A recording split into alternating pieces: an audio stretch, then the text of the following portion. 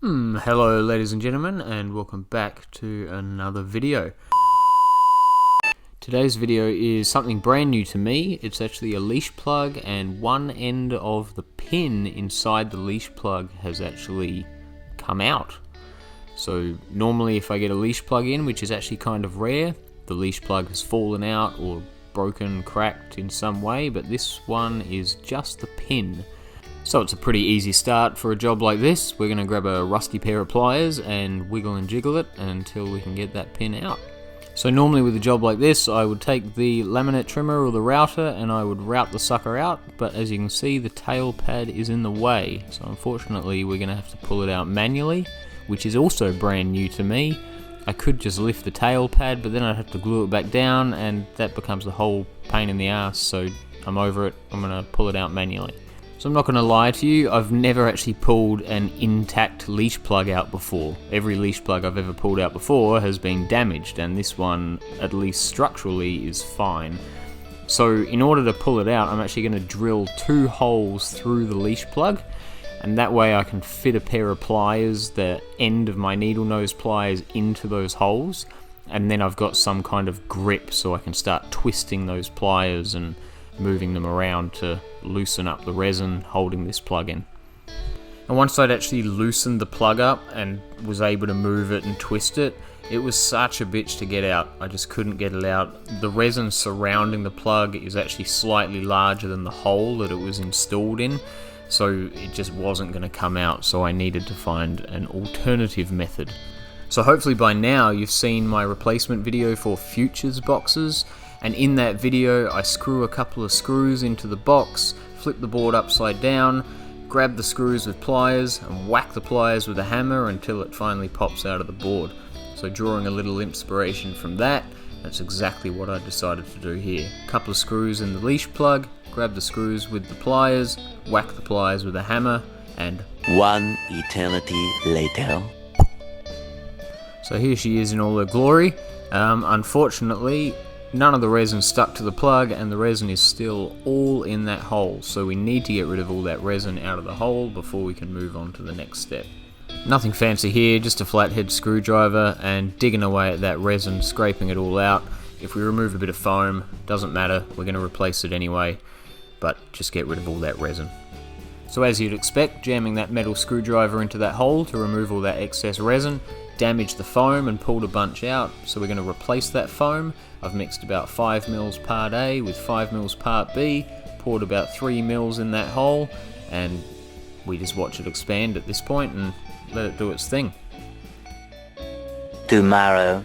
So we're going to leave that for 24 hours, come back the next day and cut this little foam guy's head off, just to give us a little bit less sanding. And then just a quick little buzz down with the orbital just to get it flat, and we're good to go to cut that foam out again. So a little bit of a different process because our hole is pretty much perfect because we pulled the plug out cleanly. The foam has been replaced, so I just kind of jammed the Dremel into the middle of the foam and I'm just running it gently along the edges of the original route, and just to make a nice smooth foam wall in there, and there's no drilling necessary for this job, which is also a first for me. Usually with a job like this there'd be damage to the surrounding fiberglass, so I would have had to laminate and hot coat over that foam, sand it, re-drill it, do that whole process. But because it was just the pin within the plug, it didn't really need all of that. And because the stringer is at the bottom of the original route, I just pushed the Dremel down to that and I got my perfect depth. Quick intermission here, not only to ask you to subscribe. If you could hit the subscribe button it would be greatly appreciated, but also to have a look at this other board whose leash plug also fell out. I'm going to pause it just here, and if we have a look at the bottom of this hole you can see a little patch of fiberglass there, and it isn't clear, we can see it, and that is a problem. So while I was digging around in this hole with the screwdriver to move this cloth, which hasn't been wetted out, I noticed that the cloth is sitting about 2 millimeters higher than the bottom or the floor of the route. So undoubtedly what has happened here is this route has been made a little bit too deep when the plug was installed, and so whoever has done that has decided to put a bit of fiberglass cloth in the bottom of the hole just to pack the leash plug up a little bit higher to level it out, which isn't a bad move, it's certainly an acceptable practice. Where they've buggered up though is that when they've finally gone to install the plug with the fiberglass cloth in there, they've mixed their resin far too thick with micro balloons or Q-cell, and if you mix your resin too thick, it can't saturate the cloth, so then there's no point in having the cloth there.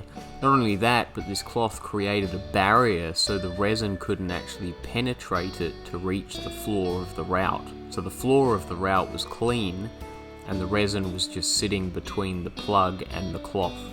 As you can see, the cloth in my hands folds and bends as easily as it would if I'd cut it straight off the roll and resin had never been near it. So it's not saturated, it's not brittle and strong like fiberglass should be. They should have really just mixed a pure resin with no Q-cell in it, so it would have saturated their cloth and helped prop up that leash plug in its deep route. Which brings us to what the hell I'm doing here. So I'm going to put fiberglass in my resin mix, but I'm not going to put a sheet of it. This is the cup I'm going to put my resin in, so I'm cutting shards or chopping strands, Several bad puns later. of fiberglass into this cup, and I'll mix my resin and my Q-cell with it. I want to use Q-cell because I want my resin to be white like it was originally when the board came in, so I want that colour to it, but because I've added resin with the cloth first, the cloth is now saturated, and the cloth will help thicken the resin too, so I don't need too much Q-cell for thickening. I'm really just using it for colour. Just to confuse everyone who's watching, with all that said, you do want your resin a little bit thicker when you're doing this because it stops the plug from floating or moving from side to side. So if you're trying to line the plug up with a stringer, for instance, and you want it to sit nice and central, having your resin a little bit thicker helps it not to move around. Pile your resin up a little bit higher than the leash plug, just so when you're sanding it, you're hopefully sanding away any air bubbles that have occurred. A few moments later.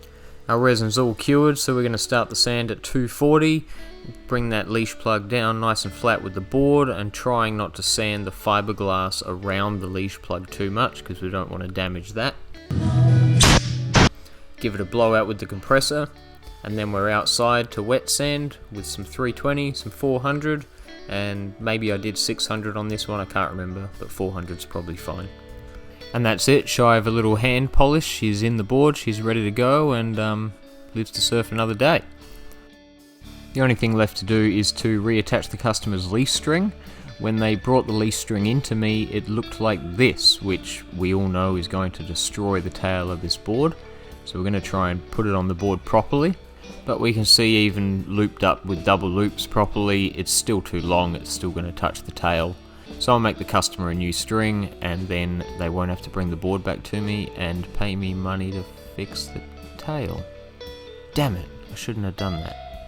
Well, that's that. So thanks for watching, guys. Another one. Like I said in the middle of the video, if you want to subscribe, it would be greatly appreciated, and I will hopefully get another video out this week, all going well. The girlfriend's away on the South Island, so I have a little bit more time on my hands, and we'll see you in the next one. Hope your New Year's going well. Chee-hoo! 3 hours later. Can you move it along? I'm all out of time cards.